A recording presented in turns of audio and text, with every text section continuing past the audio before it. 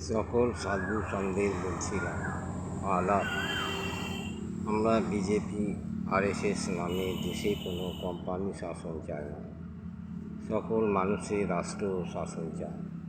ডাকু মোদী সরকারের বিরুদ্ধে সকলে মিলেই যুদ্ধ আর প্রতিরক্ষা করো। হিন্দু মুসলিম শিখ ঈসাই এক হতে হবে।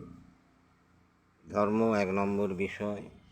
ধর্ম নিয়ে বিজেপি আরএসএস নোংরা চিন্তায় রাজনীতি, শাসন ও শোষণ করছে। সকলে আওয়াজ তোলো, এমন নোংরা চিন্তা নিয়ে দেশে রাজনীতি ও শাসন চায় না। কোনো প্রকার বিভাজন রাজনীতি ও শাসন, যেমন ওয়াকফ আইন, ডাকু মোদী সরকারের নোংরা চিন্তায় দেশ শাসনের মারাত্মক ও ক্ষতিকর প্রকাশ। আমাদের সকলের পক্ষে এই প্রকাশ অন্ধকারময় হবে। সকল সাধু সন এই অন্ধকারের বিরুদ্ধে ন্যায় ও ভালোবাসার তলোয়ার দিয়ে যুদ্ধ আর প্রতিরক্ষা করে আমাদের সকলকে পরমাত্মা নিশ্চয়ই সফল করবেন।